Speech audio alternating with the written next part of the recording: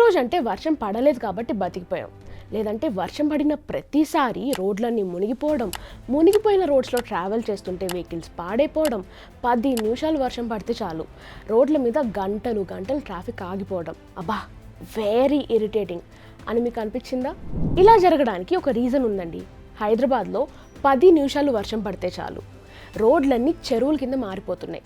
దీనికి కారణం చెరువులు ఉండాల్సిన చోట చెరువులు ఉండకపోవడం. 24 ఆగస్ట్ ఎర్లీ మార్నింగ్ మాదాపూర్లో ఉన్న ఎన్ కన్వెన్షన్ని, నాగార్జున గారి ఎన్ కన్వెన్షన్ని హైడ్రా కూల్ చేసింది. తమ్మిడికుంట లేక్ FTL అంటే ఫుల్ ట్యాంక్ లెవెల్ 29.24 ఎకర్స్ అండి. హైడ్రా ప్రకారం ఎన్ కన్వెన్షన్ ఈ FTLలో 1.12 ఎకర్స్ని, బఫర్ జోన్లో 2 ఎకర్స్ని కబ్జా చేసింది. దాంతో Hyderabad disaster response and asset monitoring protection N కన్వెన్షన్ని కూల్ చేసింది. దీనికి నాగార్జున రెస్పాండ్ అవుతూ ఎన్ కన్వెన్షన్ పట్టా ల్యాండ్ మీద ఉంది అని, 1 ఇంచ్ కూడా కబ్జా చేయలేదు అని, పైగా దీని మీద స్టే ఆర్డర్స్ ఉన్నప్పుడు స్టే ఆర్డర్స్ని దాటి దీన్ని ఎలా కూల్ చేస్తారని క్వశ్చన్ చేశారు. అంతేకాదు, నాకు చెప్పుంటే నేనే కూల్ చేసేవాడిని, కానీ నాకు నోటీసులు కూడా ఇవ్వకుండా కూల్ చేయడం కరెక్ట్ కాదు అన్నారు. దీనికి హైడ్రా రెస్పాండ్ అవుతూ ఒక అఫీషియల్ స్టేట్మెంట్ని రిలీజ్ చేసింది. 2014లోనే తమ్మిడికుంట లేక్ FTL ఇంకా బఫర్ జోన్ గురించి ఒక ప్రిలిమినరీ నోటీస్ని రిలీజ్ చేశారు. దాని తర్వాత 2016లో ఫైనల్ నోటీస్ని రిలీజ్ చేశారు. 2014లో ప్రిలిమినరీ నోటీస్ వచ్చినప్పుడే ఎన్ కన్వెన్షన్ హైకోర్టుని అప్రోచ్ అయింది. దీనికి హైకోర్టు రెస్పాండ్ అవుతూ లా అండ్ ఆర్డర్ ప్రకారమే FTLని డిటర్మైన్ చేయండి అని ఆర్డర్స్ వేసింది. నౌ FTL సర్వే జరిగిన దాని తర్వాత సర్వేలో తేలిన విషయాలన్నీ కూడా ఎన్ కన్వెన్షన్కి తెలియజేయడం జరిగింది. ఎన్ కన్వెన్షన్ దీని తర్వాత మియాపూర్ కోర్ట్ని అప్రోచ్ అయ్యింది. మియాపూర్ కోర్టులో ఇంకా కేసు నడుస్తోంది, కానీ స్టే ఆర్డర్స్ మాత్రం లేవు. తమ్మిడికుంట లేక్ చుట్టూ జరిగిన ఈ కబ్జాల వల్ల లేక్ యొక్క వాటర్ హోల్డింగ్ కెపాసిటీ 50 to 60% తగ్గిపోతుంది. దీనివల్ల ఏం జరుగుతోంది? వర్షాలు పడినప్పుడు చెరువులో ఉండాల్సిన నీళ్లు రోడ్ల మీద ఆగిపోతున్నాయి, చుట్టుపక్కల ఉన్న ఇళ్ళని ముంచేస్తున్నాయి. సీఎం రేవంత్ రెడ్డి టీడీపీ ఎమ్మెల్యేగా ఉన్నప్పుడే ఎన్ కన్వెన్షన్ ఒక ఇల్లీగల్ కన్స్ట్రక్షన్ అని చెప్పారు, దాన్ని కూల్ చేయాలని డిమాండ్ చేశారు. అదేవిధంగా ఈ చెరువుల కబ్జాలను కూడా ఎంతటి వారైనా కూడా ఖచ్చితంగా తొలగిస్తాం. ఈ చెరువులే వరప్రదాయిని తెలంగాణ ప్రాంతానికి అని పదే మంత్రివర్యులు కానీ ప్రభుత్వం కానీ చెప్తా వచ్చింది.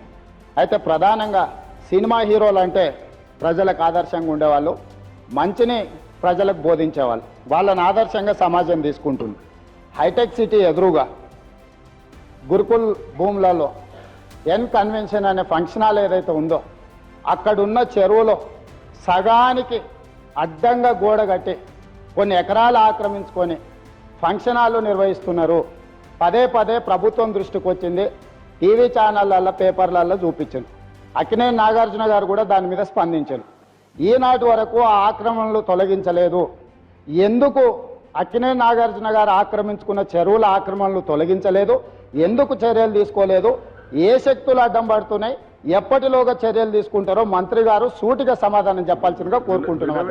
45 ఏళ్ల క్రితం చూసుకుంటే హైదరాబాద్ చుట్టుపక్కల 1728 చెరువులు ఉండాలి. ఇప్పుడు 700 చెరువులు మాత్రమే ఉన్నాయి. అంటే 1000కి పైగా చెరువులు మాయమైపోయాయి. దీనివల్ల జరిగే నష్టం ఏంటి? వర్షం పడినప్పుడు 10 నిమిషాలు వర్షం పడినా సరే సిటీ మొత్తం చెరువులా మారుతోంది. దీన్ని సరిచేయడానికి సీఎం రేవంత్ రెడ్డి 200 కోట్ల బడ్జెట్తో హైడ్రాని స్టార్ట్ చేశారు.